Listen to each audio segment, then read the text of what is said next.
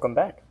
Today we're going to be working on my ZD326S Kubota lawnmower. Um, we're going to do a oil change, oil filter, air filter, and then later on we'll get into a thermostat replacement that I've kind of been putting off since the end of last season.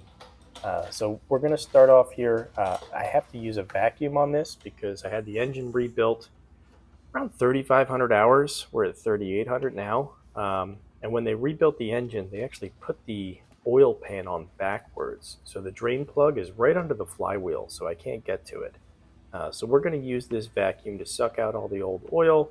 Then we'll go on and replace the filter.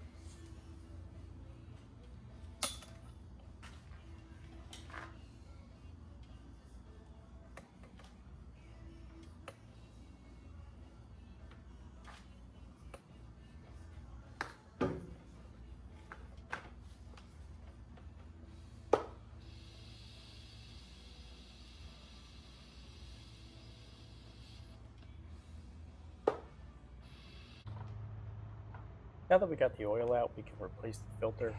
I think this is the Napa filter that I took off this. We went back with a genuine Kubota. So just taking this off, a little bit of extra oil in there, just letting that drain out.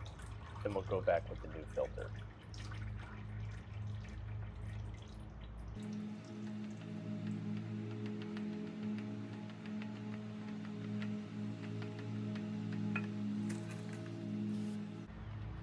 When replacing filters, I'm always sure to just clean up the surface there so I have a nice clean spot to put my new filter back on.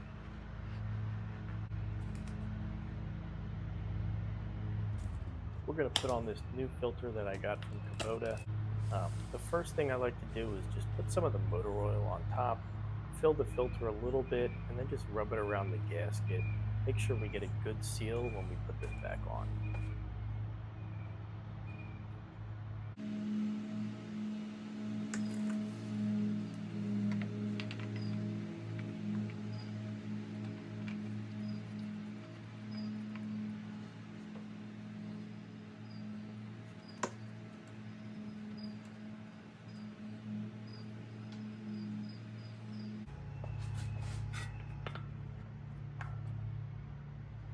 Now we're ready to fill it back up with oil. I'm going to take the cap off of the valve cover there, grab a funnel, and it takes about 4 quarts.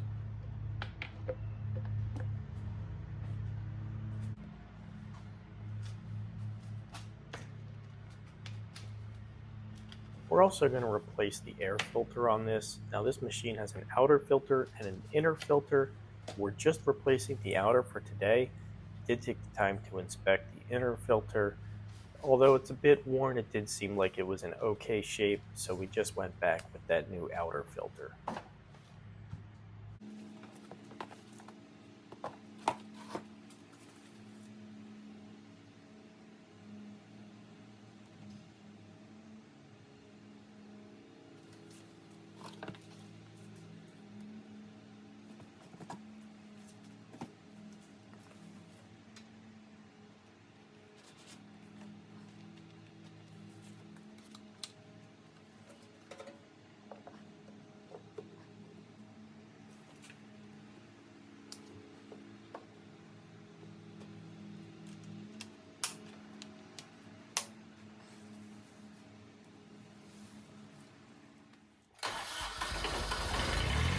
Just going to get the engine warmed up here so we can get a good reading on the dipstick, make sure that our levels are all good.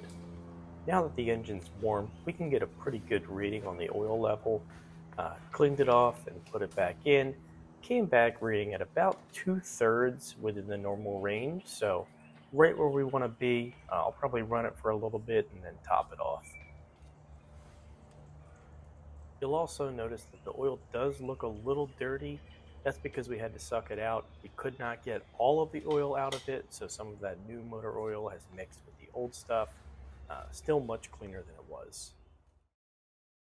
So this is the thermostat we're going to be replacing. We actually had a pretty good leak last fall. I thought it was the thermostat, so I pulled that. It turned out to be a plug at the bottom of the radiator. But that thermostat was pretty corroded, had a lot of buildup on there, so did want to get a replacement in there. So we're going to start by taking it off. disconnecting it just below this supply hose from the radiator.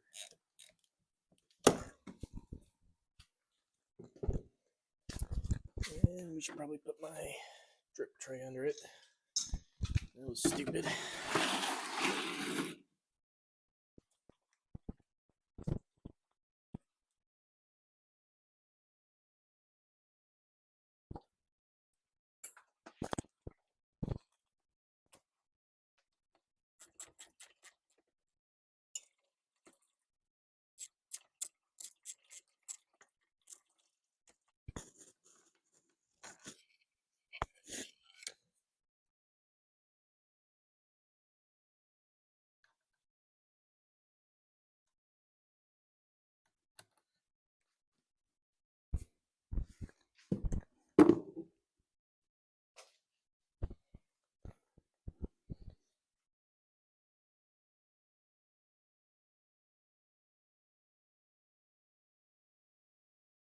The old gasket out.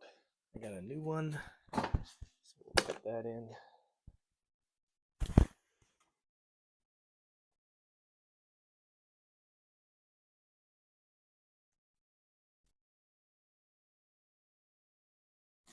So here's our part number for the thermostat, and there is our gasket. Now, I made the mistake here of putting the thermostat on top of the gasket, which actually resulted in a leak, which you'll see here in a second.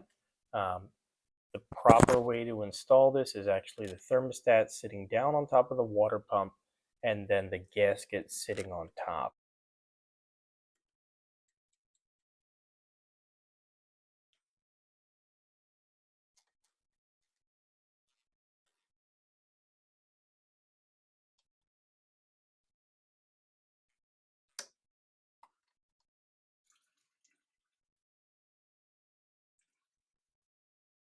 So after I topped this off with more coolant, I did notice that there was a bit of a slow leak going. Checked the hoses just to make sure I didn't knock anything loose, but it was definitely from where the thermostat was installed on top of the water pump. All right, so ran into an issue with this thermostat. First time I tried it, I just put it in here on top of the gasket like this. Found similar schematics for this engine, not quite for this model, but they're all showing that the gasket actually goes on top. Now, the gasket that came off didn't have a ring around it that you can see here. I'm going to take a guess, 50-50 here, and say that the ring goes down. That way it gets a seal around the thermostat and it gives us a flat surface for the top of this to bolt onto. So let's give it a try and see how it goes.